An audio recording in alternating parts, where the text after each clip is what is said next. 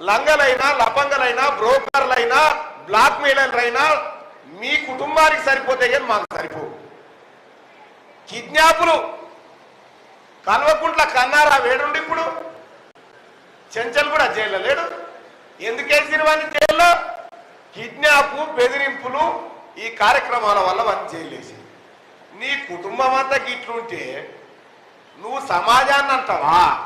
సమాజం కోసం పోరాటం చేస్తున్న వాళ్ళని అంటావా? ఇంకా అంతేకాదు అన్న, ఉస్మానియా యూనివర్సిటీలో కానీ కాకతీయ యూనివర్సిటీలో కానీ చదువుకున్న వాళ్ళు ఉన్నారా? జర చేయలేవడరు డిగ్రీలో ఆ యూనివర్సిటీల పరిధిలో చేసిన వాళ్ళు ఉన్నారు కదా. చలో,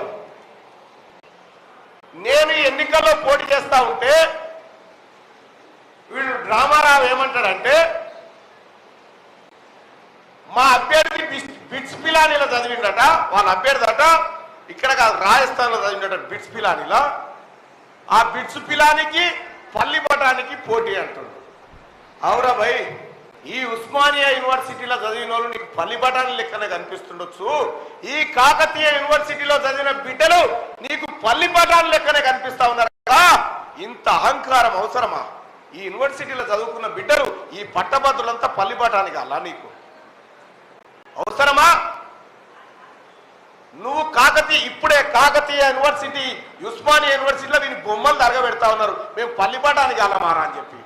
ఈ కాకతీయ యూనివర్సిటీ బిడ్డలు ఈ ఉస్మానియా యూనివర్సిటీ బిడ్డలు పోరాటం చేస్తే కదా తెలంగాణ రాష్ట్రం వచ్చింది. వాళ్ళని ఇలా పల్లి బఠానీలతో పోలుస్తా ఉన్నామంటే నీ అహంకారం తగ్గలేదురా రామారావు, నీకు ఇంకా పక్కన తగ్గలే, ఇంకా వాడు పదవిలున్నా అనుకుంటున్నాడు.